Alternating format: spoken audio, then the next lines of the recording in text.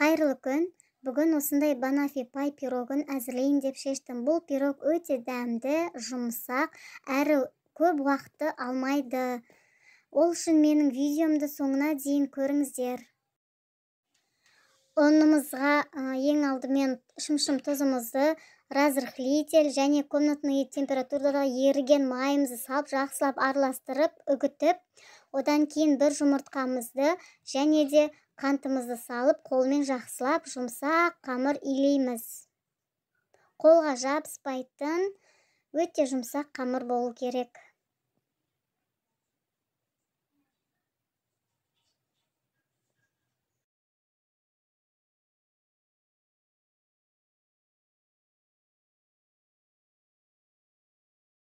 Міне осындай қамыр болу керек.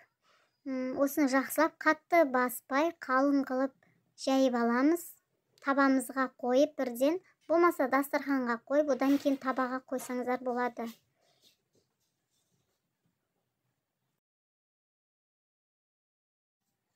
Табамызға орналастырып, шет-шеттерін қолмен жаймен формаға келістіріп, түзулеп шығамыз. Шет-шеттерін жақсылап көтеру керек, кішкене ғана. Міне осылай. Бұны енді біз қызып тұрған духовкаға пісіріп аламыз. Қамырымыз піскенше кремімізді дайындаймыз. Ол үшін творожный сыр, қантымызды салып миксерлеп аламыз. Одан кейін мұздай болып тұрған сливкімізді салып, оны да жақсылап тұрып миксерлейміз. Дайын болған қамырымызға вареный сгущенканы жағып шығамыз. Банандарымызды осылай турап, жұқа-жұқа етіп турап, оны жаңағы пирогтың үстіне бір қатар қылып жайып шығамыз. Міне осындай крем дайын болды. Өз формасын ұстап тұратын, ақ кетпейтін крем болу керек.